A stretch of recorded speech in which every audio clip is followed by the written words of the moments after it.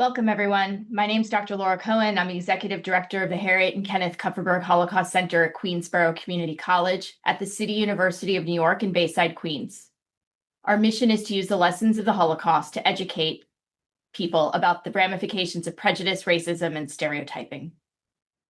Thank you for joining us this evening to commemorate Yom HaShoah, Holocaust Remembrance Day. Tonight's program, Remembering to Remember, What Memorial Monuments Teach Us About the Holocaust and Ourselves, features our keynote speaker, Dr. Samuel Gruber. It's my great honor to begin tonight's event by introducing Queensborough Community College President Christine Mangino, followed by statements from Queensborough President Donovan Richards, Queens District Attorney Melinda Katz, and New York State Assemblywoman Nili Rosick. Thank you, Dr. Cohen, and good evening. My name is Dr. Christine Mangino, President of Queensborough Community College. I would like to extend a warm welcome to everyone joining us online for tonight's keynote lecture featuring our distinguished guest, Dr. Sam Gruber. Today on Yom HaShoah, we remember the victims and survivors here in our local community and around the world. We bear witness to the horrors they endured, as well as their commitment to ensuring that their experiences are never forgotten. The duty to remember means educating our students about the full scope of the Holocaust devastation on the Jewish community and all the other groups of people the Nazis targeted and murdered. In today's world, where many people are influenced by disinformation and rampant Holocaust distortion, especially on social media, the KHC offers our community a place to learn the facts of what happened. But remembering alone isn't enough. We must also teach people to think critically about the factors that led to this unimaginable tragedy. The work of the KHC bridges this gap. The center teaches people about the Holocaust as well as to learn from it, with the hope that these insights can lead to greater empathy for one another. Because we all know all too well that when one of us is in harm's way, none of us are safe. Queensborough Community College has and will remain committed to combating anti-Semitism, racism, xenophobia, and all other forms of discrimination and hate on our campus. This means cultivating safe spaces for our Jewish students in the face of rising anti-Semitism. And it means providing resources for members of our campus community who are particularly vulnerable right now, including our international students. We are grateful for the ongoing support from our local elected officials who are also steadfast in their resolve to protect our community. Queens District Attorney Melinda Katz, Queensborough President Donovan Richards, and New York State Assemblywoman Nili Rosick, all of whom you will hear from now. Hi, I'm Queensborough President Donovan Richards, and welcome to the Kupferberg Holocaust Center's commemoration of Yom HaShoah, also known as Holocaust Remembrance Day. Today, we come together to mourn the 6 million Jews and millions of other innocent people who were murdered by the Nazis and their allies. Because the horrors of the Holocaust were so immoral, the world has spent the last 80 years saying never again. But although the Holocaust ended 8 decades ago, the anti-Semitism that led to it has not. As anti-Semitism across the world continues to gain steam today, the pledge of never again remains under constant threat.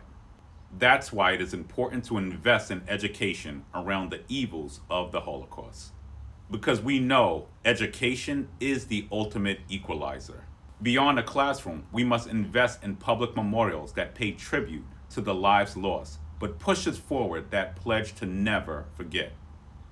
Just last fall, we announced the first ever Queens Holocaust Memorial would be erected at Queens Borough Hall. This memorial will honor the 6 million Jews murdered in the Holocaust, while also celebrating the thousands of survivors who rebuilt their lives in Queens. I'm proud to have allocated $1 million to the construction of this memorial, and I look forward to the day it opens. Following the liberation of the concentration camps, New York City, and specifically Queens, saw so many survivors relocate here. This is where they told the stories with extraordinary courage and determination.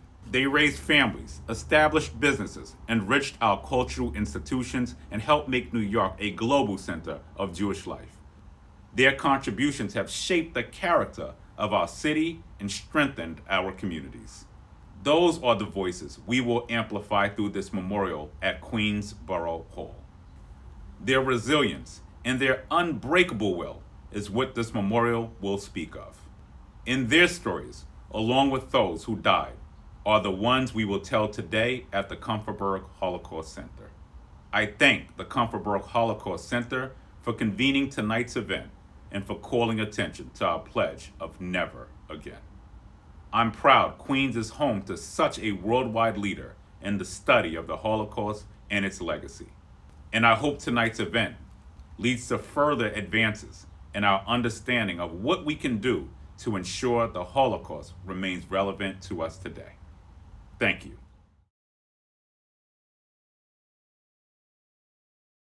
My name is Melinda Katz, and I am the District Attorney of Queens County. Today on Yom HaShoah, I am honored to join you and the leadership of the Kupferberg Holocaust Center at Queensborough Community College for a day of remembrance. This solemn observance carries profound weight, especially at a time when anti-Semitism continues to be on the rise here and around the world. Remembrance is not passive, it is a responsibility. We must continue to educate present and future generations about what happens when hatred is normalized, when intolerance is ignored, and when truth is distorted. Today we honor the millions of innocent lives lost in one of the darkest chapters of human history. And in their memory, we renew our solemn promise to never forget. As we continue to make strides against hate crimes in New York, anti-Jewish crimes still account for more than half of all of the hate crimes citywide and at home here in Queens County. This is unacceptable, and as the District Attorney of Queens County, I remain firmly committed to protecting our Jewish communities and to holding those who commit hate crimes fully accountable. Queens is the most diverse place in the world, home to people from more than 190 countries who speak 300 languages. That diversity is our strength. It's what defines us, and it is what we must continue to protect. So today, as we remember, let us also recommit ourselves to action. Let us speak out against hate crimes in all of its forms, and let us stand together in solidarity and in truth. Let us ensure that our actions today and every day honor the memory of those we lost by building a future rooted in dignity, justice, and humanity.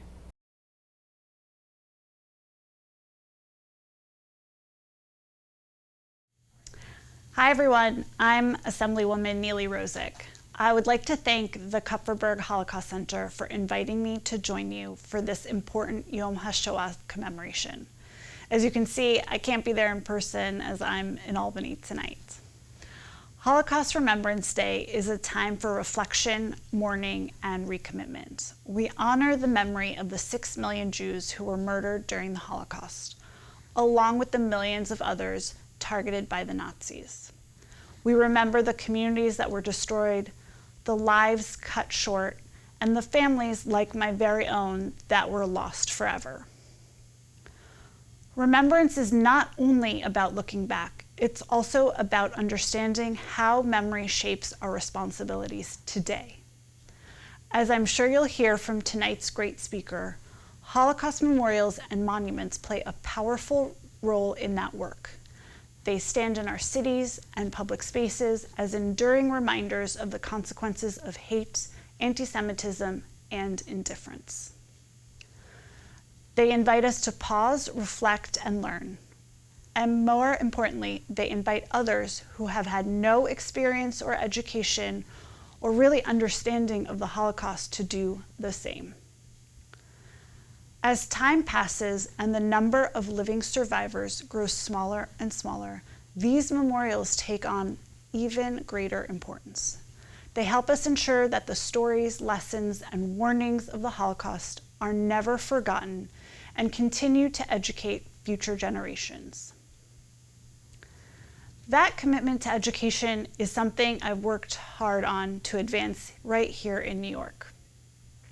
I've authored laws to ensure that every student learns about the Holocaust and understands its lessons.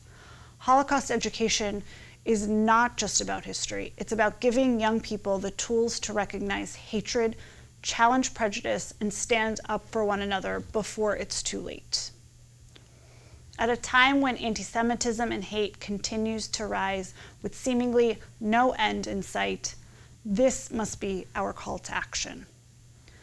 I have supported the creation of public memorials so that remembrance remains visible and accessible to all. Just this past year, I supported efforts to establish a Holocaust memorial on the Empire State Plaza right here in Albany, close to the state capitol, as well as a memorial near Queensborough Hall as part of that mission.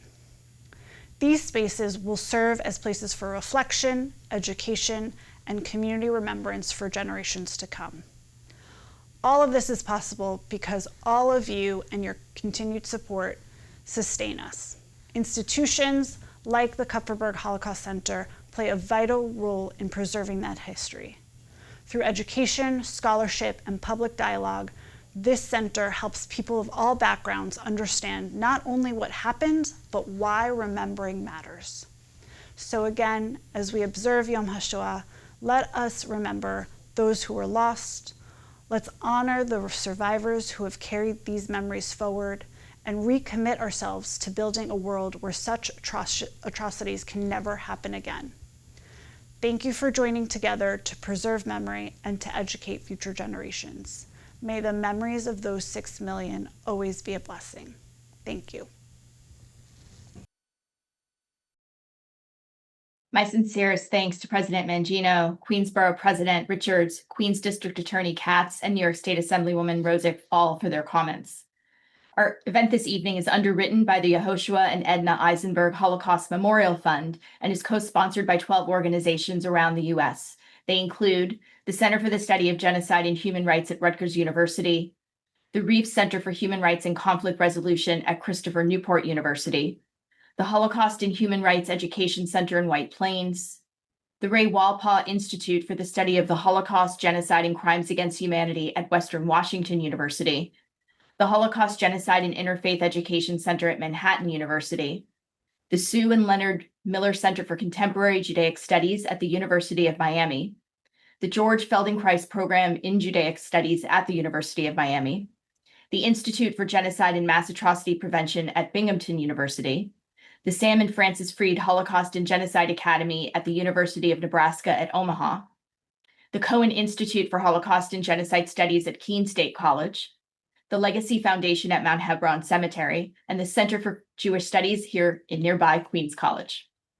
After Dr. Gruber's presentation this evening, we'll host a short Q&A, so please be sure to drop your questions in the Q&A button at the bottom of your screen. And now it's my pleasure to introduce Dr. Samuel Gruber, who has been a leader in the documentation, protection, and preservation of historic Jewish sites worldwide for 35 years. He was founding director of the Jewish Heritage Program of World Monuments Fund between 1988 and 1996, and research director of the U.S. Commission for the Preservation of America's Heritage Abroad from 1998 through 2008. Dr. Gruber presently directs Gruber Heritage Global, a cultural resource consulting firm, and is president of the not-for-profit International Survey of Jewish Monuments. From 1994 to 2002, he taught courses in art history and Jewish studies at Syracuse University, as well as at Binghamton, Colgate, Cornell, and Temple Universities, as well as Lemoyne College. Dr. Gruber has curated several exhibitions online and in person, including Sacred Space, Synagogue Architecture and Identity at the Library of the Jewish Theological Cemetery. And since 2021, he's been a lead researcher on the International Holocaust Memorial Monument Database Project, a partnership of the Center for Jewish Art, Hebrew University, the Miller Center at the University of Miami, and the International Survey of Jewish Monuments. He's published extensively and is the author of American Synagogues, A Century of Architecture and Jewish Tradition. And there's so much more I can say, but for now, Dr. Gruber, the floor is yours. Thank you so much, Laura, and thank you to the Queen's elected officials for participating and their wise words. I do want to just say it was a slip, Laura. You said the Jewish Theological Cemetery, and the exhibition was at the Jewish Theological Seminary. My friends in the conservative movement would be upset to hear that their movement is dead or dying. They are thriving. Thank you for flying. As much as any Jews are thriving in America today. So, no, I know that was just a little slip. There is so much to talk about the Holocaust. This is Yom HaShoah, as you all know, the 83rd anniversary of the Warsaw Ghetto Uprising, which was the date chosen on which to fix this commemoration, at least for Jews. There's another commemorative date celebrated or commemorated widely in Europe, which is the day of the liberation of Auschwitz in January, and that's International Holocaust Memorial Day. But for we Jews, Yom HaShoah is special because it was seen as a time not just of great suffering, but it commemorates a moment of Jewish resistance, the only massive uprising against the Nazis in occupied Europe during the period of the Nazi regime from 1933 to 1945. And of course, that was inspirational in the founding of Israel in 1948. And the commemoration of the Holocaust this week and the upcoming celebration of the founding of Israel are linked in the hearts and minds of millions of Jews around the world. For us, when we think about the Holocaust, there are so many different places, so many different events. It's not just Auschwitz. It's not just the Holocaust by bullets in Belarus and Ukraine and Eastern Poland. There were 40,000 sites of detention, concentration camp, death camps across Europe. There were unknown places of murder and burial and mass burial, which we're still discovering to this day. So to cover that, even in its history, or even to talk about the full memorialization process is difficult. It's actually impossible in even a course, which I've taught at a university, let alone in a single evening. But I'm trying to give you some sense of the variety of ways the Holocaust has been remembered as in the monument process, because we have to remember, while most or all monuments are memorials of some sort, not all memorials are monuments. The Cooper Holocaust Center is a memorial, as well as all these other sponsoring organizations. They are dedicated to the memory of something that happened and to learn and to teach, to pass on that information and those lessons to generations to come.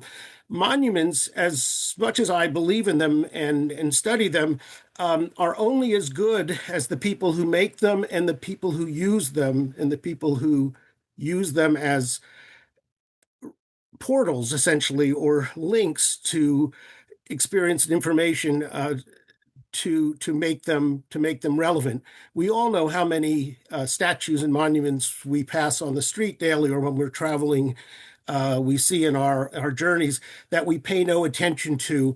They're of an age gone by, meaningless. We have to remember that the monuments are just stone and bronze, ceramic, whatever. It's the message of the monument that has to be fully understood. That said, I'm going to share my screen now. As I said, monuments are just stone and bronze and glass and other materials. It's the message that counts. The message has changed about what the Holocaust was and who was affected and how we should remember those events and those people as the generations have passed. The survivors who came out of the camps or out of hiding or who were refugees had immediate experiences that were traumatic, and they needed to remember, to make a marker in some way for themselves and for people who knew what they were suffering. Today, we make monuments and memorials, perhaps the one in Albany that was discussed or the one in Queens, for people who really are so distant that they have to be taught what the Holocaust is. So the purpose of a monument may move from personal mourning, an expression of mourning, to one of public education, and we'll see how that changes over time. We also have to remember that people in Europe commemorate the Holocaust in one way, or many ways, because they live in the places where these crimes were committed. Whereas in America, though we had thousands of survivors who came to America and brought us their stories, which gradually over the decades they began to tell us and teach us, America itself was a safe place, and we didn't understand. We didn't know firsthand, and many continue to this day not to believe the violence that was suffered in Germany and Poland, Ukraine, Greece, Italy, every country, France, almost that we know in Europe. So the places of suffering are marked in a particular way. Monuments say this happened here, and it's very important to remember that and not have it plowed under, literally plowed under, as some places have been. Whereas in America, we might have a monument that says, we need to remember what happened there, but it's more universal. Its impact is upon Jews, upon survivors, but upon all Americans and all people of the world. These are lessons that we have to continue as we move forward.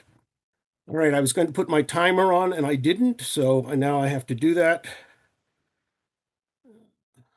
I hope. Yeah. Okay. So Jews have a long memorial tradition. I mean, our whole history is constantly remembered, or at least some of it is remembered more at different times than others. We've just come out of the celebration of Passover, which commemorates events of millennia ago, but also in the Middle Ages, special events, both tragic, like massacres during the Crusades, and other more jubilant ones were encoded into synagogue services, and sometimes memorials were erected, a few of which still survive, but we have notices of them in cemeteries or in synagogues or other places. In more recent history, the development of a memorialization program for Jews really took off after World War I. And this is true also for Christians who memorialized, and nation states too, in a non-denominational way, who memorialized the great suffering of the Great War and the millions who were killed. We find throughout Europe, Jewish cemeteries, many monuments erected commemorating the Jewish war dead. And they're on both sides. We find them fighting for England and France. We find them in Italy, in Austria-Hungary, Germany, Russia. These are just a few examples that I've documented over the years from different countries, from the Czech Republic, Hungary, Germany, Italy. And some of them are quite dramatic. This one from Hungary, from Jungas, has a great lion that is in agony with spears through it. It's actually based on a relief from the ancient Near East that was well known in art academies at the time. The one from Worms, Germany, is sort of a gate, more of a triumphal type gate, or not a triumphal gate, but a entrance into another realm, perhaps. The monument from the Czech Republic has a giant shell, an artillery shell on top. And then we have even bigger monuments, whole areas of cemeteries dedicated to the war dead in Budapest on the right, and in Berlin, where again you see a wounded lion or a sleeping lion on top of the big monument there. I want you to note, because we'll come back to this in a few minutes, the monument in Budapest's great Kozma Utca cemetery also lists the names of the dead. Not all the monuments do this. Most of them do. Some of them are just symbolic, but then they have the graves of the dead surrounding the monument. But the listing of names is a very important part of Jewish memory. We all know, or all Jews know, that the names of the dead are recited in at the yard site on the anniversary of the death, and then 4 times a year at Yizkor services at major holidays. We say Kaddish for the dead names are engraved on matzevot, on gravestones in cemeteries. And it's important to say the name. If you say the name, it keeps the memory alive. But there are other forms of commemoration that will be combined with the listing of names, the saying of names, and will in some ways compete as well. Because the saying of names is very specific and it's very Jewish, and it's usually an internal mechanism for a community to remember its own, whereas other types of monuments are more outward facing, publicly intentioned, and these want to say something more universal, something that will speak to a larger audience. It might be about Jewish pride or Jewish suffering or Jewish history, Jewish symbolism, but it will be more broad in its presentation. Significantly, we have in the first decades after the Holocaust many, many, many monuments that list names that were created by communities, either in synagogues or in cemeteries. And we have fewer public-facing monuments because authorities were not interested or didn't want to remember or denied what had happened to the Jews in the Holocaust. Though in recent years, since the 1970s and especially since the 1990s, we have a great increase in these public monuments in public spaces, which create their own dilemmas about what can be said, how specific, how religious, who is being addressed, who's being included. And we'll just touch on that later, but we won't get into those issues in this discussion tonight. So 1948, big year. A few years after the Holocaust, most of the DPs have been dispersed from the camps in Germany. One of the reasons the United States actually supports the foundation of Israel in 48 is because they don't have the political and the financial will to maintain the DP camps in Germany. Non-Jews have been allowed to go home. Many non-Jews have been invited to America. Jews, for the most part, are languishing, but they go to Israel, they go to some other places, and generally there's a new start in 48. In some ways, it's great for Jews. It's the optimism of the foundation of the State of Israel. Not so good for Jews who are forced to reside in the Soviet Union and the expanding sphere of influence of the Soviet Union in Eastern Europe. 48 is a turning point. Nobody knows really which way things are going to go. And we get both looking backward and looking forward in the monument process. These are two examples from Poland. I will look at them in a little more detail. The one on the left, well known because it's discussed in James Young's excellent book, The Texture of Memory from 1993, but that's still the best text on the meaning of monuments and the making of monuments.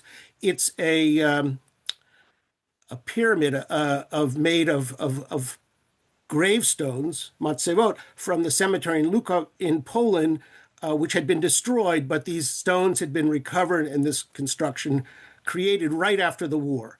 In the same year, 1948, in Warsaw, on the site of the destroyed ghetto, the Warsaw Ghetto, an enormous monument is built by the sculptor Nathan Rappaport, and it's a big wall reusing stones that actually were cut for a Nazi monument that never got built, but then creating two very important reliefs, one in bronze that you see here of the heroes of the Warsaw Ghetto Uprising with Mordecai Anielewicz, the leader, right in the center, and then on the other side, a low relief in stone.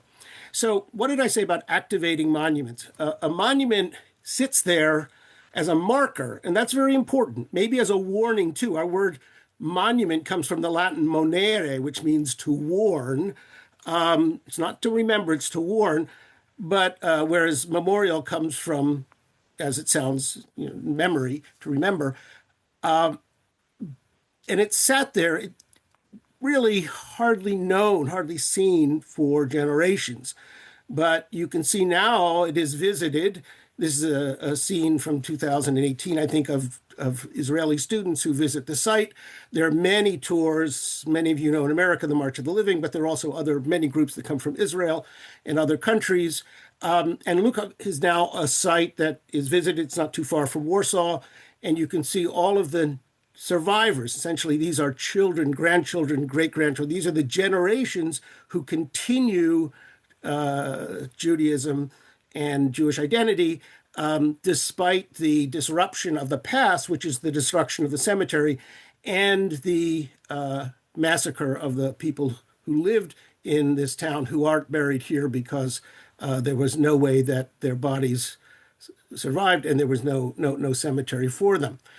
This type of trying to refurbish cemeteries, save cemeteries that were devastated by the Nazis, but also creating monuments that also spoke to the loss of communities, of the individuals, really is very widespread. And this is a type of monument building that continues to this day.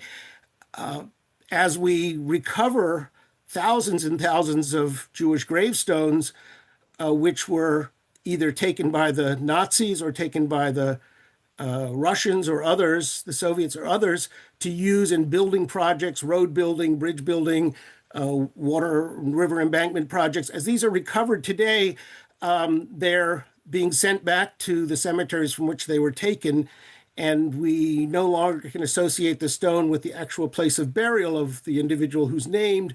So monuments are created which are meant to reconnect the gravestone with the burial in some way, but also to stand for something much more, something more eternal for posterity, which talks about the destruction, but also this cohesion, bringing together, gluing together the pieces and making something new and whole, but different, going forward. So this is in Krakow in the Miodowa Street Cemetery. It's just a few paces from Shiroka Street. So if you go to Krakow, you should definitely visit the cemetery and see that.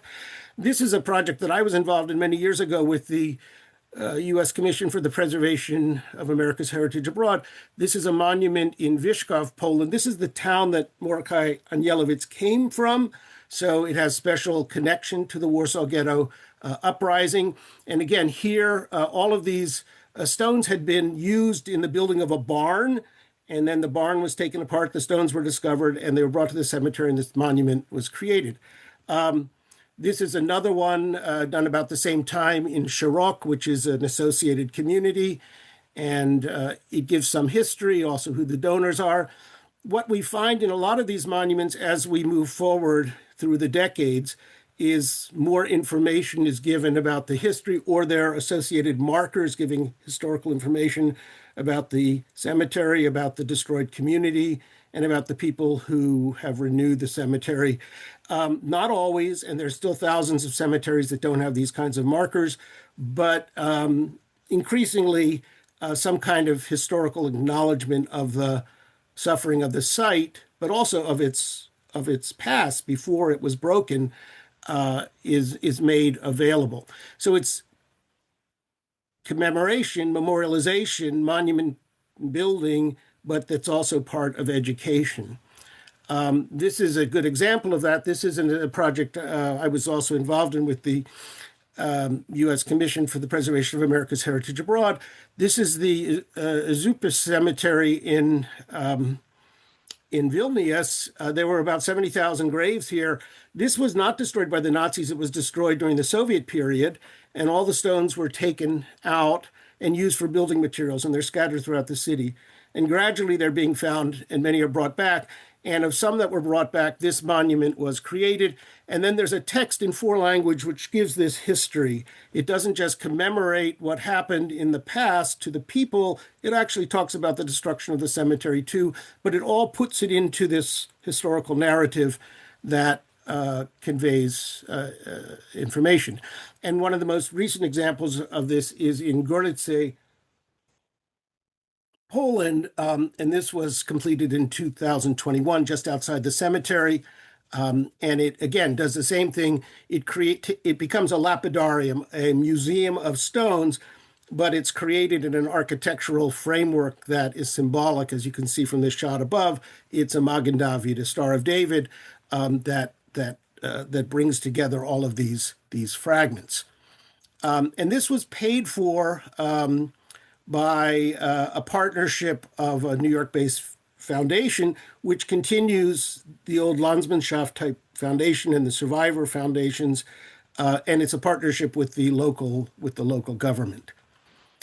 Now, these Landsmannschaft groups, who many of you know were widespread in America from the late 19th century, and some continue today, but most of them petered out between the 1930s and the 1960s. These were small groups of American immigrants or Jewish immigrants to America who banded together with people from the same town or region, basically as support groups. And they had religious services. They might have had a synagogue. They might have had a clubhouse or a bet midrash. But basically, it was a way to provide burial, to provide assistance to the sick. It was a way, before there was insurance or before there were government benefits for health, for people to pitch in to help people who were like them. They might have been relatives, they might have been friends or friends of friends, but they all came from the same place. Initially, these were all Yiddish speaking, and then gradually, as the new generations entered these groups, they shifted more to English. These groups participated in two major efforts of commemoration. In the one hand, there were memorials, which were actual memorial books, what we know as the Yizkor books. And these were, some of them are still being written and published to this day, compendia, which try to tell the entire history of the town, of the Jewish community, and all those people who died, as a way of capturing that history for posterity, for the next generations. And this is a tradition that goes back to the Pincus of medieval times, where a community would write down its most historic, most important event.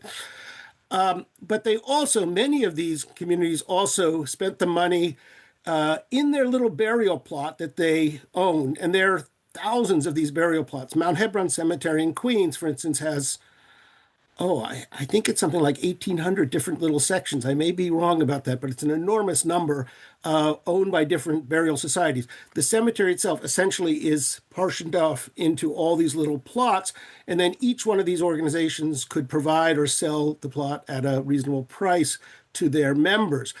Now, those plots which belong to these Landsmannschaft groups, these descendants from a particular town or region, sometimes built monuments or memorials, physical memorials, after the Holocaust to their lost communities. And because they were so connected to their communities, these can be very specific, and they often list the names of the dead that they can identify, who lost whom. And there's also a very a history given. And in this instance, in Elmont, from the Zbarzer Relief Society, this is a very explicit history of the violence that came in the days it happened and the action against the people in that town. A few of these early ones actually purport to bury ashes or bone fragments brought from Auschwitz or other camps. I say purport, I mean, presumably they did bury something. We have no way of knowing for certain that what they brought were human remains. But certainly the belief is there, and it's probably true because at that time there were no protections at these sites. So you could just walk into Auschwitz with a shovel and a bucket and fill a bag with ashes that you would find.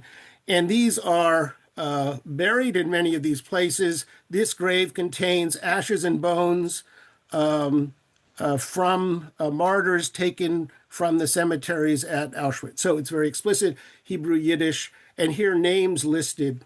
So this is quite common.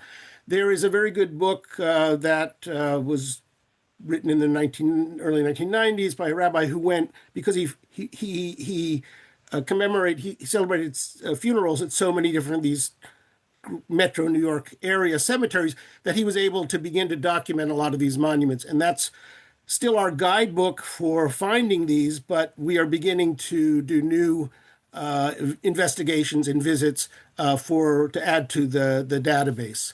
The database, this was for Yiddish, the Yiddish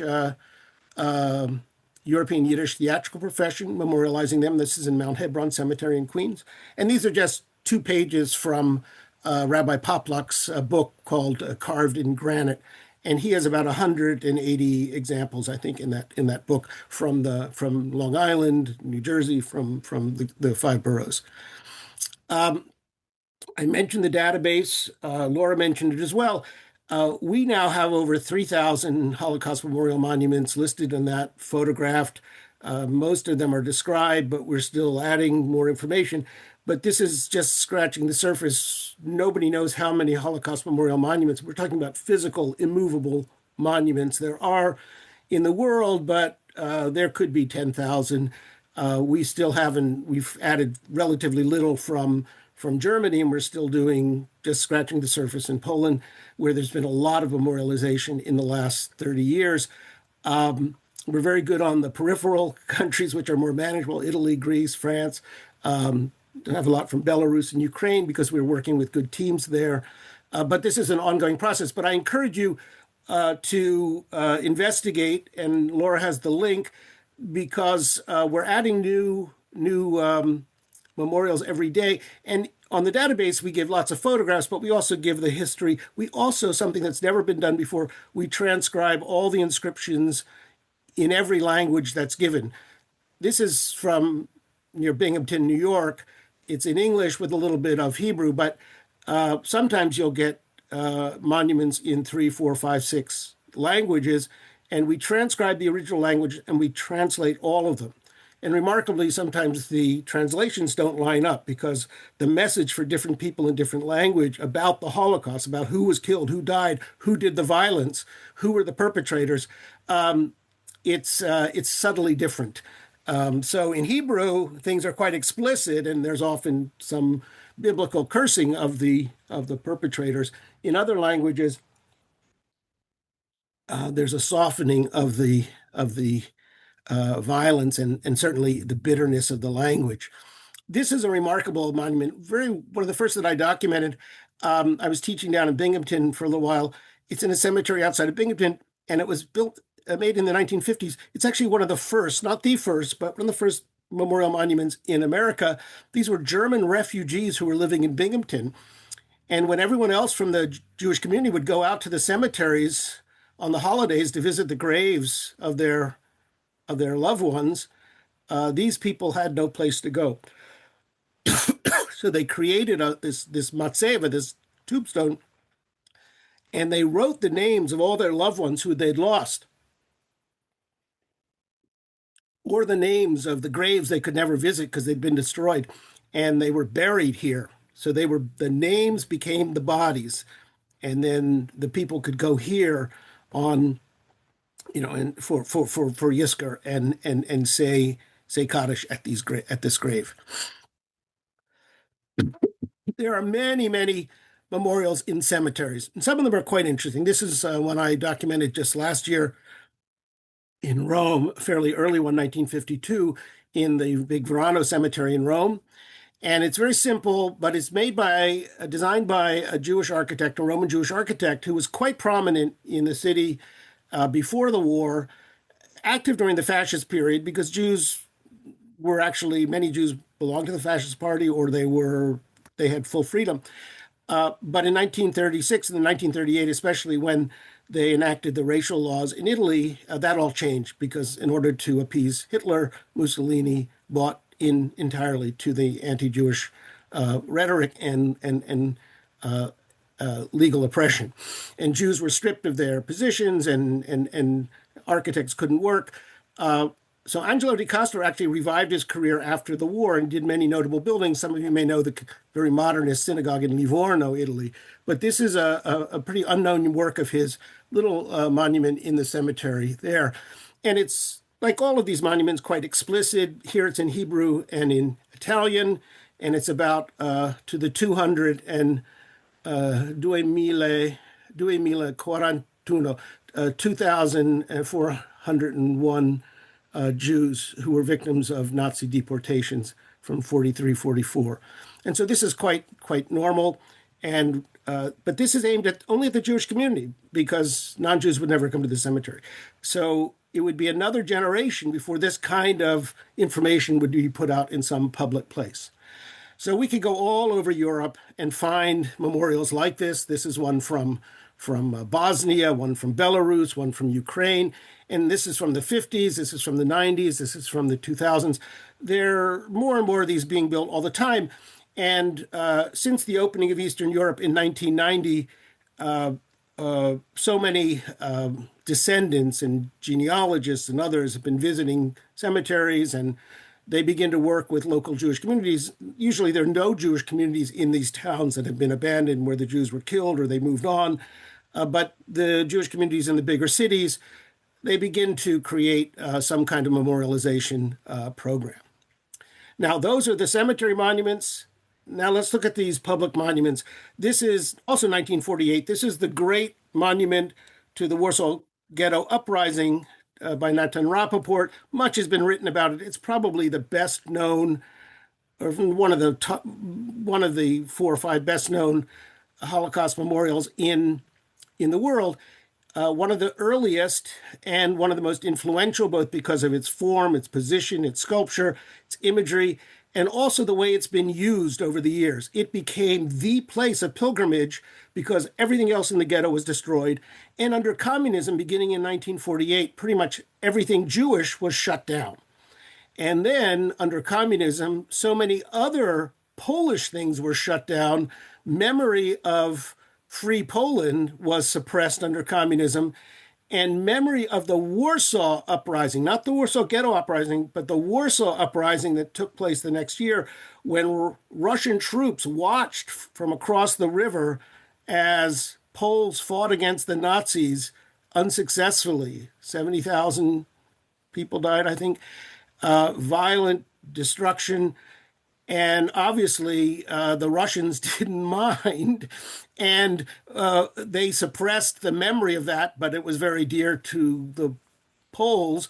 And so under communism, the ghetto monument became not just a monument to commemorate the 1943 uprising in the Warsaw Ghetto, but also the even bigger Warsaw Uprising. It became a surrogate monument for a kind of anti-communist or an anti-Russian type of demonstration. And that continued. And then after 1990, it became actually in the 1980s, it became a rallying place for solidarity. And then in the 1990s, a place to express, sort of free ideas.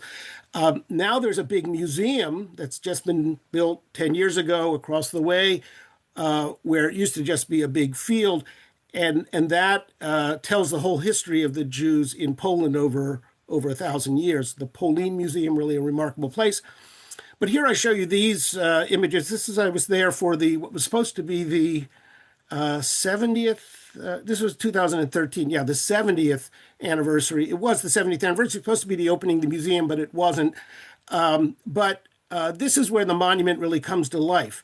And to see people crowded around, even though it was raining, the flames burning in the memorial lamps, the flowers, and this is where a monument really takes on significance. An ignored monument means nothing. An activated monument means something, and it can mean something different to each generation. And we've seen that in America, obviously, with Confederate monuments. We've seen it with Columbus monuments and others. Meanings can change. It's important for us who teach the Holocaust that we keep the meaning of Holocaust monuments on track, that we talk about Holocaust monuments as the markers of events that took place, especially between 1933 and 1945, and not use them as surrogates for other types of events, contemporary, what's going on in Israel maybe, or ancient, what happened, 1,000 years ago. We owe it to the people who suffered, who lost their lives, the communities that were destroyed, to focus on them, to keep these monuments focused on them. And I just said how this monument is used in many, many different ways. I think the museum, the creation of the museum, has remade this once again, as a Jewish space. It was when it was the ghetto, and it was the Jewish neighborhood before that. But it lost something of that under communism, and now it's regained it. We see this heroic depiction of the fighters. They are all idealized. Rappaport said in an interview in 1986, so years after this was created, he said, "Could I have made a stone with a hole in it and said, voila, the heroism of the Jews?" No, Rappaport was strongly of the traditionalist belief that a monument has to tell a story. It has to elevate emotions and ideals. It cannot be abstract. And in the 80s and 90s and beyond, we moved into a period of very abstract monuments, which most people now feel teach us and say nothing. And if you can walk by them and they look like a piece of abstract sculpture, what does it have to do with the Holocaust? Now, if you're really cerebral, if you're intellectual and want to theorize, you can, just like a rabbi with, doing numerology, you can come up with something meaningful out of anything. But for the mass of people, something more specific really is preferred. And certainly that's what people prefer. This remains one of the most popular, most visited Holocaust memorial monuments to this day, even though it was built generations ago. So Rappaport was a traditionalist, so he drew on many different traditions. I'm going to run through this very fast because I've taught this and lectured about this in the past, but many different sources. There was, beginning with Zionism in the 1890s, a new movement of heroic Jewish art. Jews had not made statues before. They hadn't really celebrated heroes except for Moses and Aaron, Joshua. But here we have a Jewish sculptor, Alfred Nozick, making a statue of Judah Maccabee. Clearly, this tradition inspires Rappaport. He was growing up in the generations just after this. Tragically, Nozick, in his old age, was in the Warsaw Ghetto, and he was executed by his fellow Jews, by the Jewish fighters, as being a collaborationist and a collaborator. And this turn of history is quite tragic. And I won't go into that story now, but it's been discussed elsewhere. Romantic paintings like Liberty at the Barricades by Delacroix. You can see the dead figures. You can see this heroic pose of Marianne, French Liberty, and the woman fighter here with her gun. Ancient sculpture. This is the Ara Pacis in Rome, which Rappaport knew. It's a procession of ancient royal nobles, and here we see the face is very similar. Bernini's Four Rivers Fountain in Rome, and we see this old man, the old fighter here. So Rappaport is steeped in art history, but he's also aware of what's going on in modern art. Picasso's Guernica of just a few years before, a decade before, also commemorating a horrible event, the bombing of the Spanish town of Guernica, showing it fragmented frenzy and horror. Rappaport includes many of the same elements. Here we have the woman with her arm raised in grief, and here we see what that Picasso does the same on the side. And the dead bodies, the broken limbs, but it's a totally different aesthetic. But this will be a divide going forward between traditionalism and modernism in a lot of the monuments, even today. We are having a swing back to some extent, toward traditionalism, but you can look at the new monument in Tallahassee in front of the state capitol, and that's entirely a modernist piece of triangular sculpture. Rappaport had a big bronze relief, high relief of this dramatic scene on the front. The back, which fewer people saw, was low relief, and it shows this procession of Jews heading off to the deportation or the camps or their death, and led by a rabbi figure with a long beard carrying a Torah. We have a woman and a child. There are 12 figures which represent the 12 tribes. We don't see the Nazis. We only see their helmets and their bayonets in the back. This too derives from, or at least responds to ancient sculpture. Many of you are familiar with the relief on the Arch of Titus in Rome of the soldiers carrying the plunder from the temple in Jerusalem, and the menorah is carried high. And then again, the Arapachis that I mentioned before. So Rappaport is definitely responding to Western cultural depictions of high art and also suffering, but he also draws on Jewish art for the suffering aspect, because gosh, Jews certainly know about suffering, right? And these are a series of paintings that he would have known. Many have been lost. They were destroyed in the Holocaust, but we know them from publications by Polish artists like Mauricy Minkowski and others, and Samuel Herzenberg. These are all scenes related to the pogroms of the early 20th century in Tsarist Russia, and of refugees and the like. So here we see the man carrying the Torah, and we see, you know, the people, the woman and the child walking. So he is putting in stone that kind of tradition. Okay. Could I have made a stone with a hole in it? Well, that's what other sculptors begin to do in the 60s. So we have this very unsuccessful big monument at Auschwitz. I'm not going to go into it at all. We have the big sort of menorah type monument in Majdanek. These are all Holocaust sites, major Holocaust sites, all run by the Polish government. And then in Kaunas, Lithuania, we have this abstract form at the Ninth Fort. So this is one way that monumentality goes, particularly when it's state-sponsored, but also when there are international committees of leading modernist artists at the jury. Okay, and there's my timer. This continues even into the 90s. We have these more abstract and symbolic statues like this one in the former ghetto area in Bratislava. It's not easy to know what it's about. There's no explanatory text.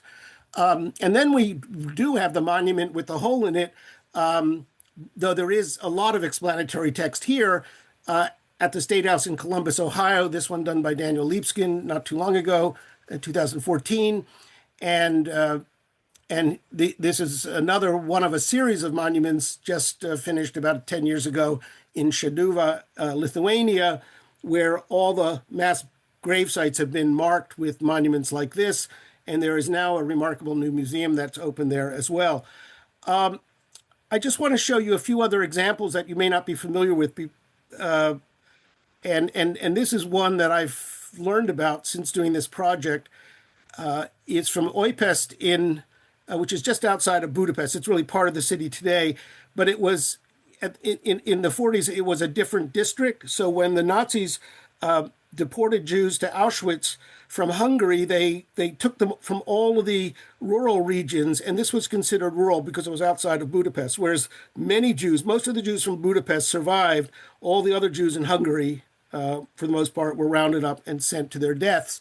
And also in 1948, a Hungarian woman sculptor came back from the camps, labor camps, and she was part of this creation of a big monument here for the dead, and she created a series of figurative reliefs. And her name is Edith Ban Kies. She moved to Israel after the war. People lost track of her. She married, changed her name, but she did continue a career in art. But now a number of people are working on her career and studying her. But this is a narrative of what happened to people who were deported when they were sent to labor or they were sent to camps. And it's all done in a relief style. So at the same time that Rappaport is doing his work, we have Edith Ban Kies working in Hungary. And here the end is the march to the ovens and the crematoria here at Auschwitz. A few other examples. Very important is the very important. Oh, okay, time to go. Very important is this naming situation. And at the same monument in Újpest, we have all of these plaques with thousands of names listed. And I just want you to get a sense of that. The two go together. And I won't read you the text, but these names are given with with exhortations and lamentations and passages from Scripture. And this becomes part of the language of Holocaust commemoration that continues today. And we read about this in memory of our brothers from Oipest and so on, crushed in companies for forced labor and so on. So this is a massive monument. And then I'm going to end with this one other early one, because time is here. This is what New York had hoped to do, but didn't do at the same time, 1947, 48, 49.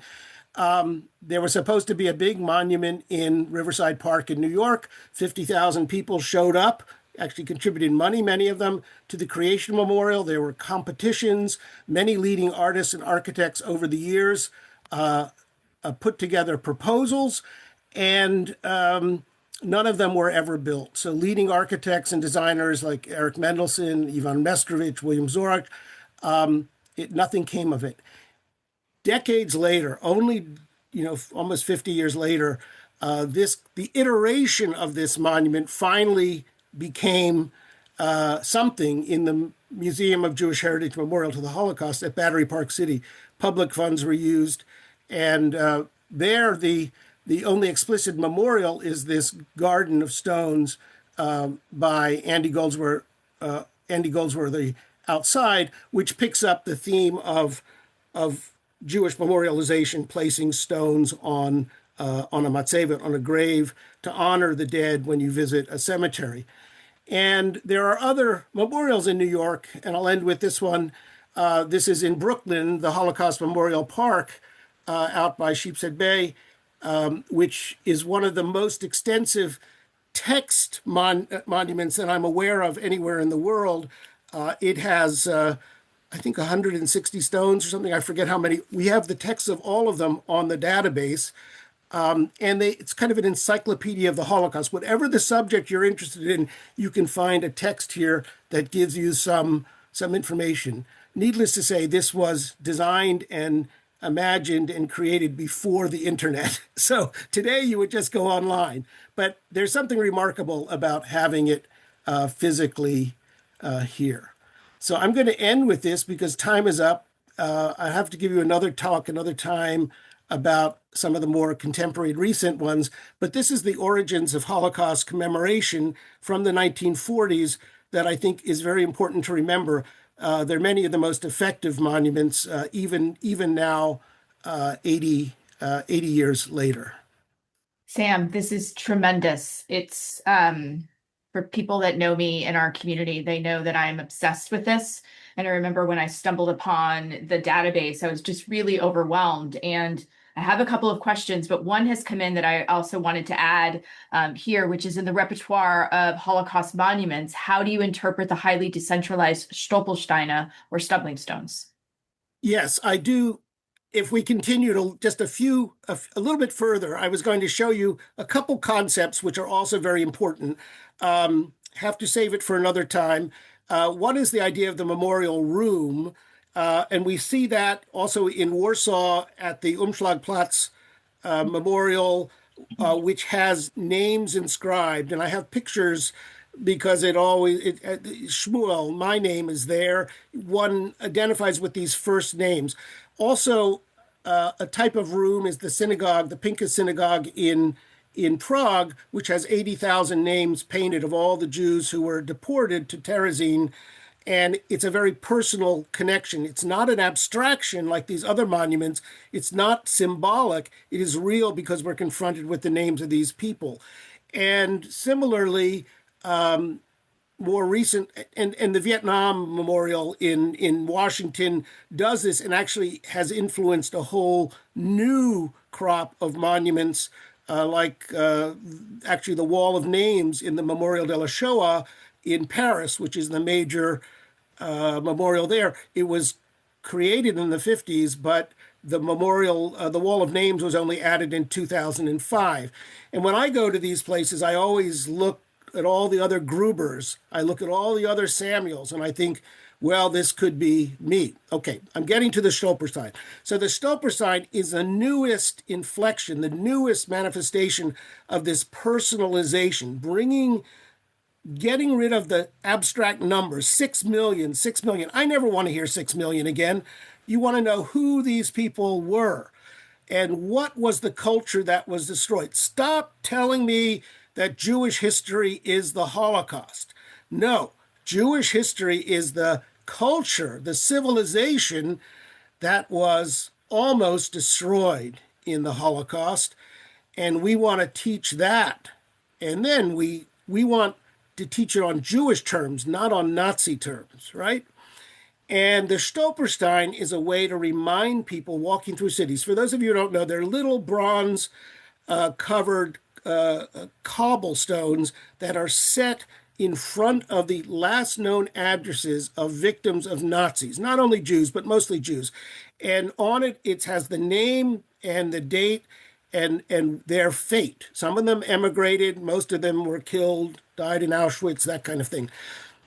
They started as a guerrilla type of art, protest art, because of the banality and the anonymity of so much of the Holocaust commemoration. And this was very specific. We'll never have Stolperstein for all of the 6 million. We don't even know the names. Yad Vashem creates a book of names. They have a book on names. It's at Auschwitz. You can see it. You can see it at Yad Vashem. And I've seen it on display at exhibitions. They try to print out 6 million names. I think they're at about 4.5 million or something now. But the Stolperstein, you're just walking down the street and you look down, and they literally means stumbling stones, and you see them, the names. I always stop to read them, and I make a point not just to read them for myself. I say the name aloud.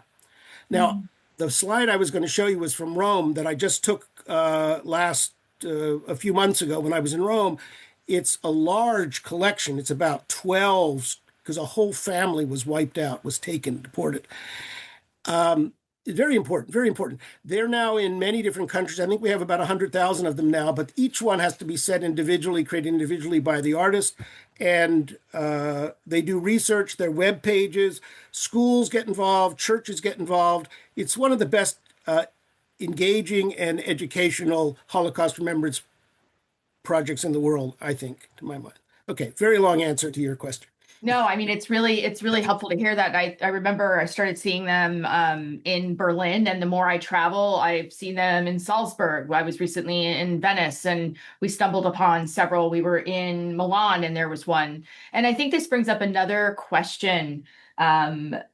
There's two questions I have for you. One is, you were talking a lot about the creation of memorials, especially in communities where the Jewish community would no longer there, like a smaller town, and the larger Jewish community from a city would come. And I remember going to Kielce as part of a fellowship, and there was a discussion about what does it mean when members of the diaspora, or let's say American Jews, come back to a community and want to establish monuments or memorials, let's say in Zbielitsa Gora or in Kielce, and how does the local community, which does not include a lot of Jewish people, feel about this overlay of a history or a memory that they may not necessarily be engaging with? Yeah, it really depends on the country, how much what they've been taught about Jews and about the Holocaust. We've found over the last 30 years a high level of cooperation and coordination in Polish towns. If you can engage a school teacher, the mayor, the priest, the Boy Scouts, whatever. This began first with cleaning cemeteries, which is an ongoing thing, and now they're more organized. The Polin Museum, the Foundation for the Preservation of Jewish Heritage, FOJ, the JIK, the Jewish Historical Institute in Warsaw, and we'll be doing a big conference with them in November, by the way, on Holocaust commemoration. But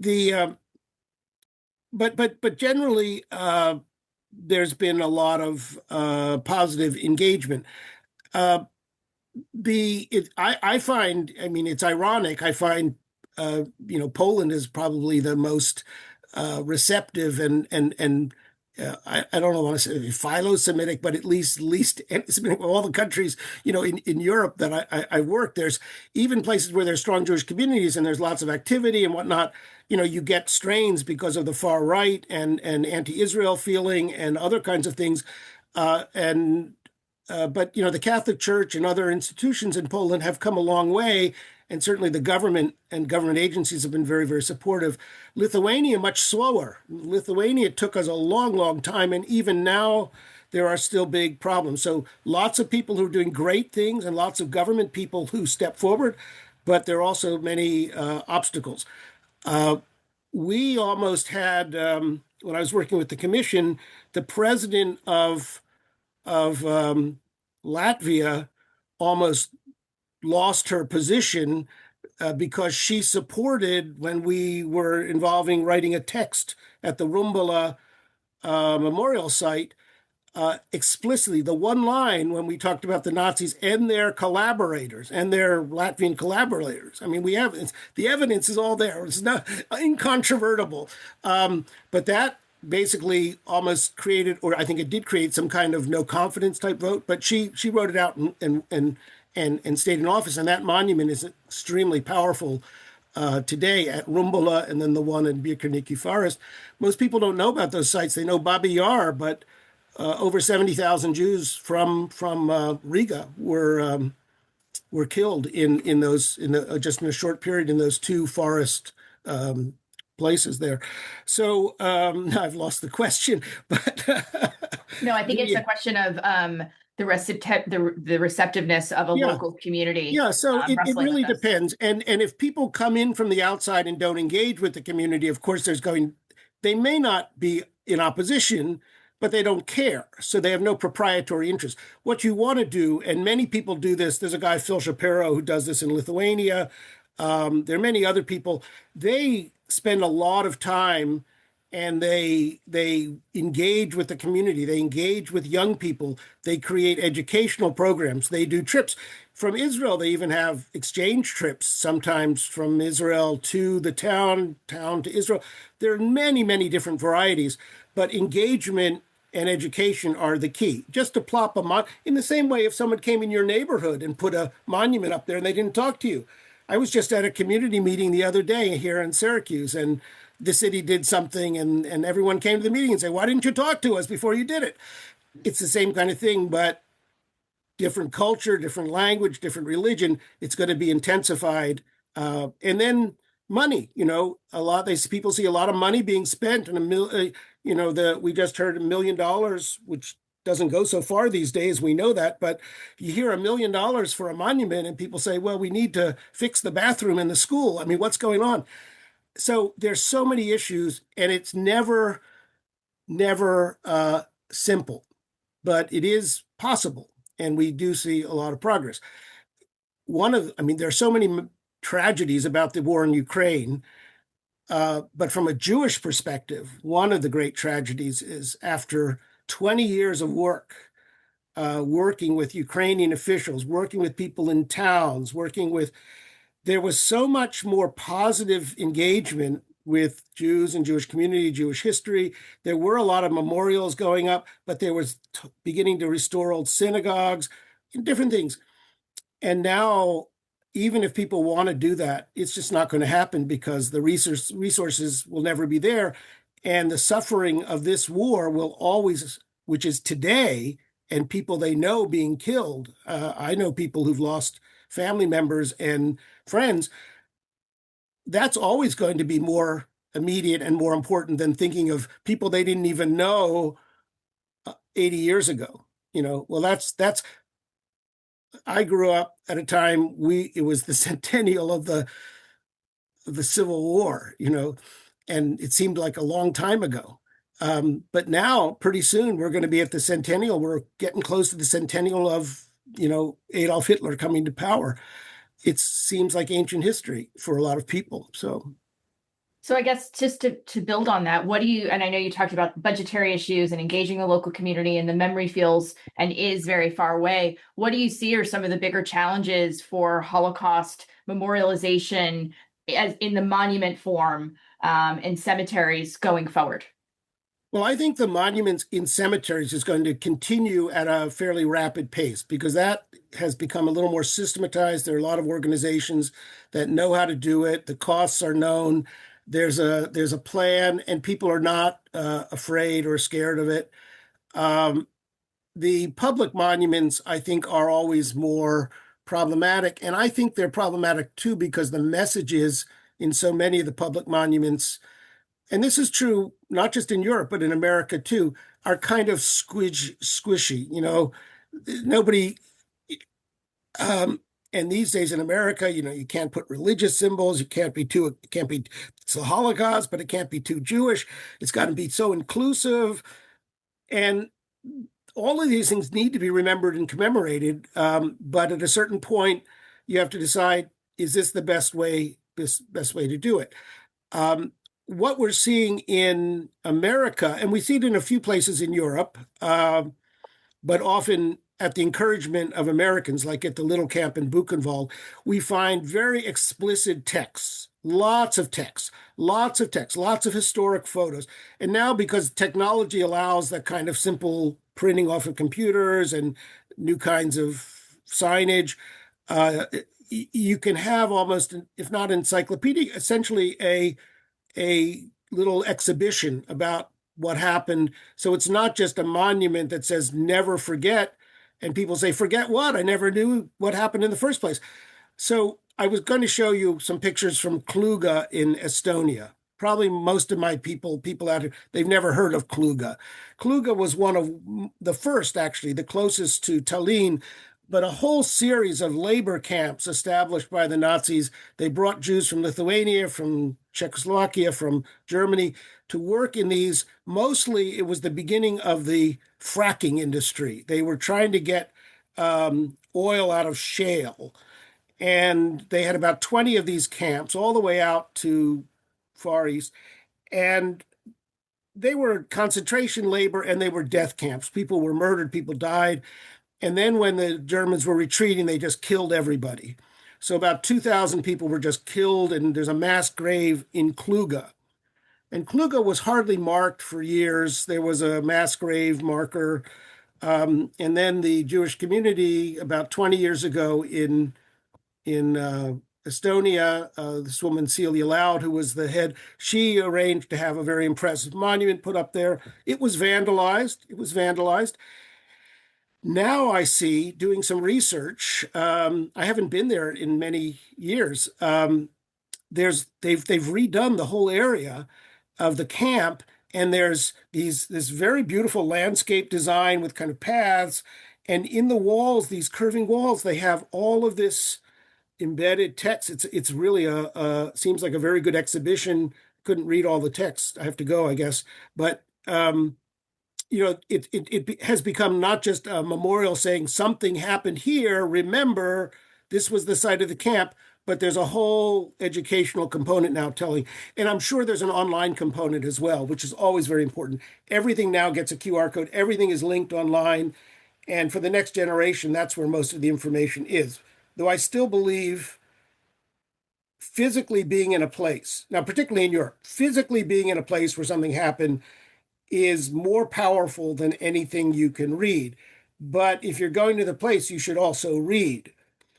American monuments are a little different. I've gone to synagogues and cemeteries, and I said, do you have a Holocaust memorial monument here? And they said, well, I don't think so. We don't think so. And then I walked through the synagogue, and I said, well, what's that? And they said, oh, that's a plaque. I said, I've never looked at that. I've never read that before. Somebody put it up in the 60s, some survivor or somebody, a child of a survivor, some little memorial says Zachor, remembering, and nobody pays attention to it anymore. So it's only when these things are remembered and activated. The purpose of the database, many purposes of the database, and I'll end it here, is to remember our process of memory, basically. We are losing even the information of how we remember. Nobody has documented these thousands of monuments through the year. Very hard once the sponsors and the artists and others have died to find out what was going on. So if any of you out there are involved in any monument projects, or your parents or grandparents and you have information, stories or documents, please let us know. So over time, we hope to collect a lot of that. Obviously, some monuments are much better documented than others. Anyway, but who knows how many are in New York City? I mean, every time I go into a synagogue in New York, I look for one, and that's actually in New York. It was actually in Queens, in Queens, where I was at a synagogue. I won't say what it was, and I found two Holocaust memorials there that the director didn't know about. So It's really interesting to me because I think you bring up another facet of monuments, especially the plaques and things, which historically I've not really considered. It's memorialization, but to me it's a little bit different. I'm curious also, we're gonna wrap up. So there's like three questions, yeah, but I want I'm to talk sorry about I've the gone so one. long. No, we're gonna I do could another I event. could do this all day, you know. I know you and I could we could be holding forth on this for sure. I'm curious, and someone wrote in about, we say the names of our parents and grandparents on their death anniversaries, but there's not necessarily enough monuments in the world to talk about all our family members. But I'm curious about your perspective on the way Holocaust monuments use names and how that has inspired the monument design for other atrocities. So when I go to Srebrenica and Bosnia and Herzegovina, and there's 8,372 people who were killed in that genocide, they have these very long plaques that are the central part of the cemetery that lists everybody's name. And I'm curious what you think about that.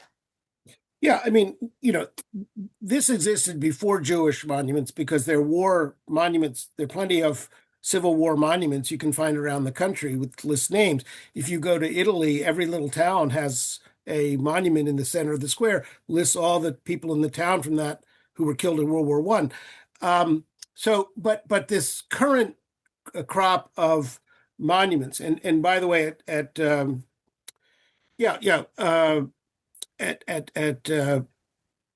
well, no, I won't go into Serbia. I won't get into that another time. Yeah, that's a whole Another time, conversation. or Bosnia. Yeah. The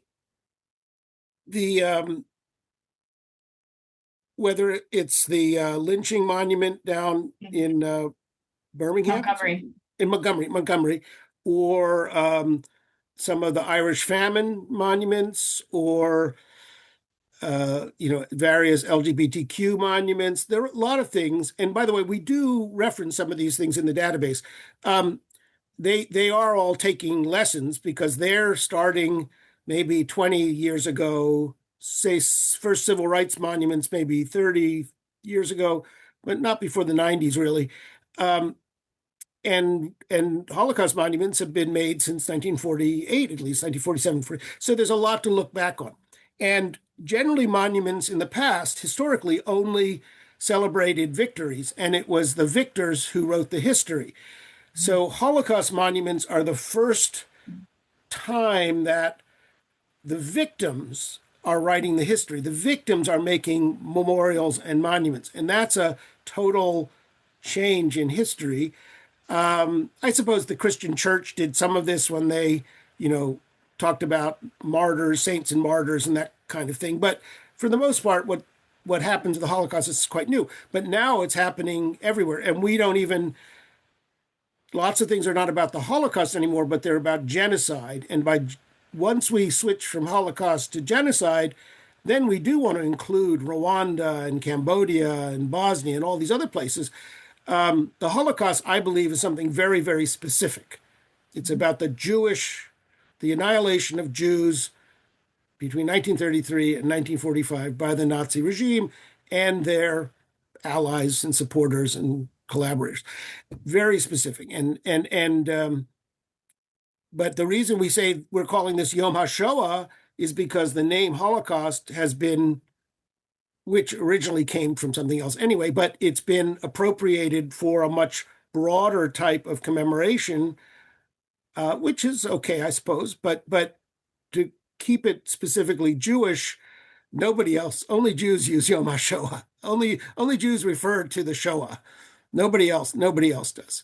And so when we say Shoah, we know we're talking about Jews. When we're saying Holocaust, it could include, we definitely include Roma and Sinti and Jehovah's Witnesses in our database. We include, although, the circumstances are a little different, we include about 30 memorial monuments to LGBTQ community. There's a wide range there. If you go to our types of monuments, there are many different types of monuments that we recognize. Plaques are included, though, if it's a physical thing that is essentially immovable. We do not include a Torah scroll that comes, say, from the Memorial Scrolls Project in London, unless the synagogue has built a permanent memorial as part of their structure, and it's a permanent memorial and exhibition. But if it's a Torah that's in an ark that's still being used or is used sometimes, even for Yom HaShoah, we don't include that in the database. Right. I mean, there's a cutoff. You're talking about monuments that are static in some way versus artifacts and other memory markers of this history. Yeah, So- we say immovable. We say immovable. Obviously, everything is movable, but it's just we have to draw the line somewhere. Yeah. As it is, we're overwhelmed, underfunded, overwhelmed, and we have a lot of partners that we've recruited from around the world, but partners are great, but you don't have a lot of control over them. So it's you work together and you try to get what you can get, but often it's not exactly what you need or what you get. But we're sharing our information everywhere we go as we can. Sam, we are definitely going to have a part 2. It's been Anytime. tremendous. Thank you. Anytime. Yeah, This has been yeah, a tremendous education. We have at least half the people that tuned in at the start are still with us. So the information that you're talking about is really incredible. And I just want to thank you for doing this work and for documenting this and really kind of giving everyone a sense of the scale and all of the challenges and the quest to document as many as you can. So thank you. I look forward to seeing you in Queens. For those of you still joining us, we did put in the chat and we have on the KHC's website programs we did around the Stoppelsteine as well as the Jewish burial societies called Landmannschaften. So you can find that there. We will follow up with part 2 with Sam, and on behalf of the Kupferberg Holocaust Center, thank you. As my last slide, which I didn't get to because I knew I probably wouldn't. It's divided into parts, so I was able to do part 1. But my last slide says thank you, and it also says if you have questions, please email me. Right. My email is very easy: samuelgruber@gmail.com. All Right. I ask is you put something very explicit in the subject line, because I will not open an email from someone I don't know if the subject is not clear. So if you said, Kupferberg lecture question or something like that, I would love to hear from you. That's how I learn. And when I'm doing these things by Zoom, I lose